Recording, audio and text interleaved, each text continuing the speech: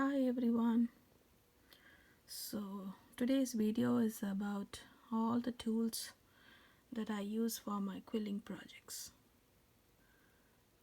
Okay, so let's go over one by one.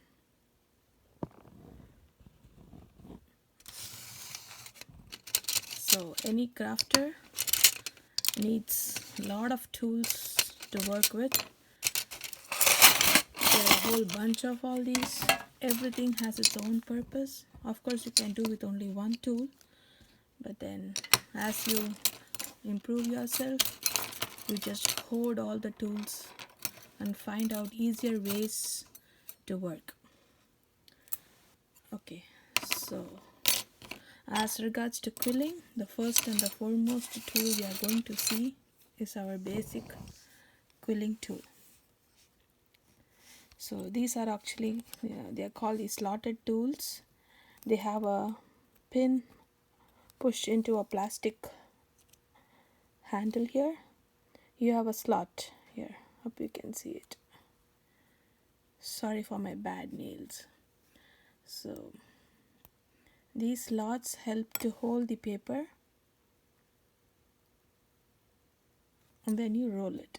So these are the basic quilling tool. But when I started quilling, before I could buy a quilling tool, I actually did my own tool, a DIY tool. You can do this on your own too.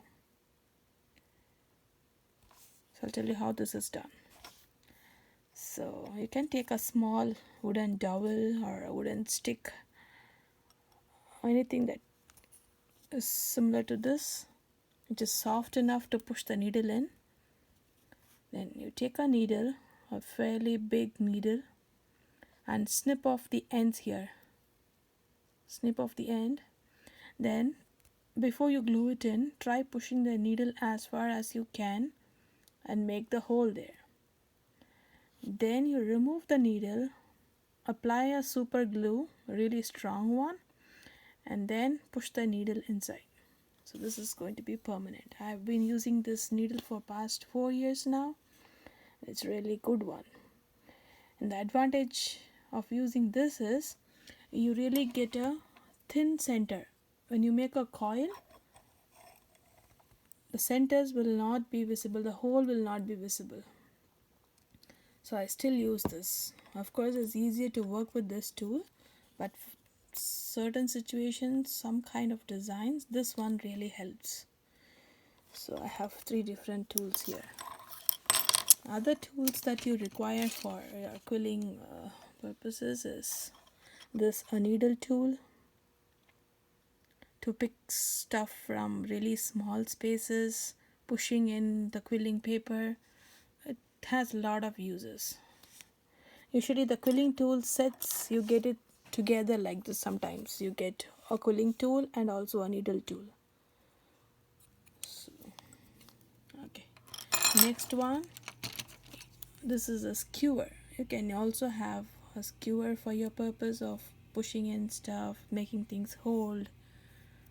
A crafter has umpteen number of tools, so anything comes handy. So I just keep holding stuff. And then, as you do advanced quilling, like mosaics and stuff, quilled wall arts, your tweezers come really handy to hold quilling papers as they dry down. So I have different kinds of tweezers, some sharp, some blunt ones, some bent one like this. It's all your personal preference. Whichever works better for you, you can use it. Sometimes you get all these as a set. In one pack you get all sorts of different kinds of tweezers. Sometimes you get things like this with a grip. So I use all of them depending on what kind of projects and where I have to hold the paper. These are all the tweezers and pincers. Okay, I'll put these aside for now. Next, of course, your toothpicks come real handy to remove excess glue, to push paper in. Have a bunch of toothpicks handy when you do any project.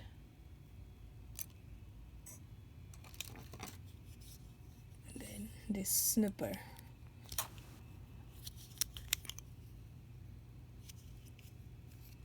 This is really handy to use to snip papers as you do the project. You can of course cut it, measure and cut beforehand, but sometimes while doing big projects we never know how much of strip we require. So as you stick, you can snip it off with this tool.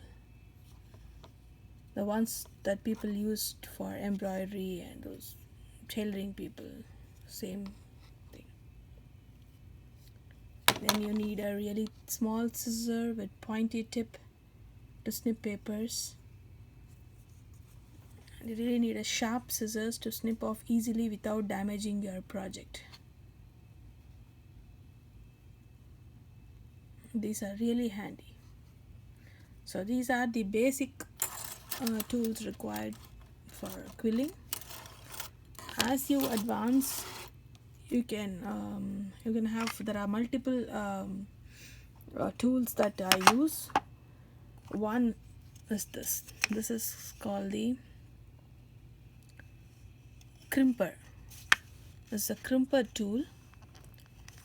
You rotate this handle to crimp your paper. So you insert your paper in here and then it comes out crimped on the other side. So let me show you how this works. We'll take a small strip. Okay, so this is the strip. You push it in here, just place it in here and then rotate the handle. So as the strip moves forward, you get it crimped on the other side. This is a crimper tool. Okay. The next one, we have the quilling comb.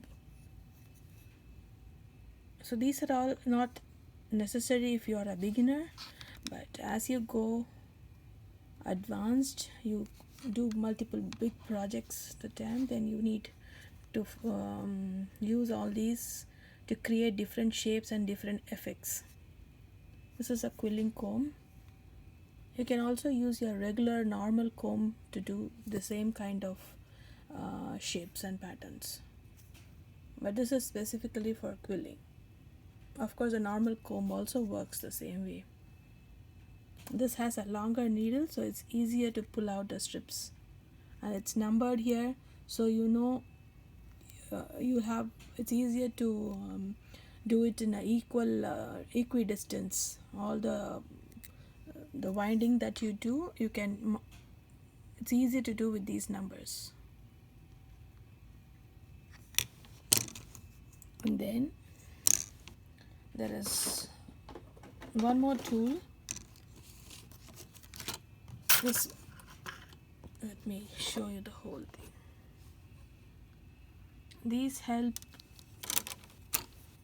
to make your coils in a fixed size. Like if you want to make 10 coils of the same size, so you place it in, so every time you remove the coil from the slot, it will be of the same size.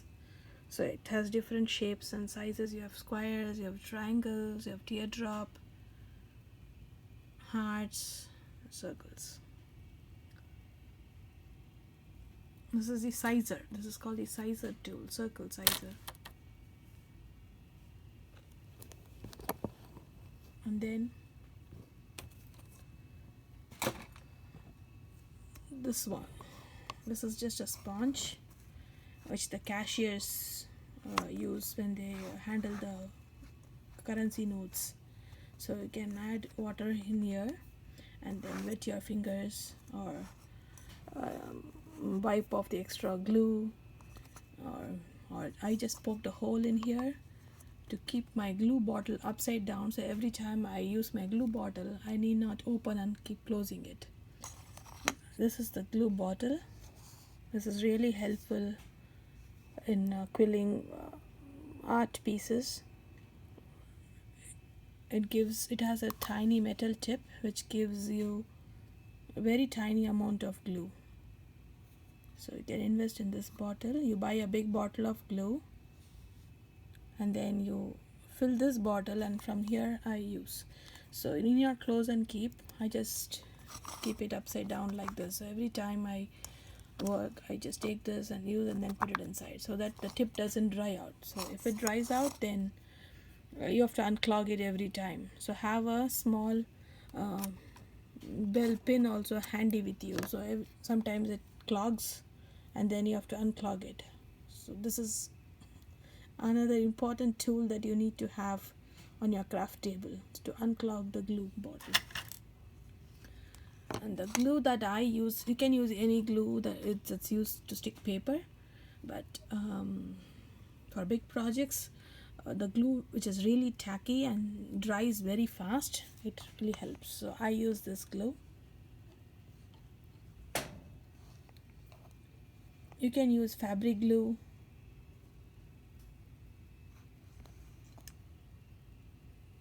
If you are in India, you can use fabric glue, that really works.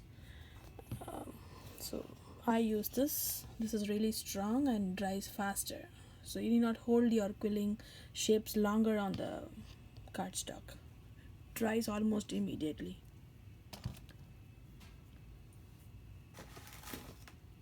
Okay, I think I'm done with all the basic tools. Now, if you don't get quilling strips in your place or the quality is not good, you can always cut your own strips. So I use cardstock. I cut my own strips and make it a bunch like this, and I use them. So it's a good idea to invest in a cutting mat like this. It's really good. And then a blade, a knife. This is the Fiskars brand that I use. It's really sharp and good, and you get replaceable blades in the market. So if it goes blunt, you can always replace the blade and keep using it.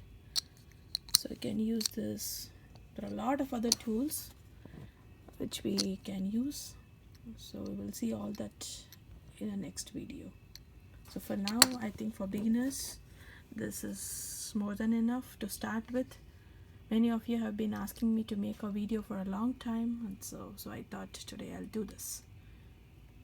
Okay, so I hope you got an idea what you need to do, what you need to buy if you are a beginner.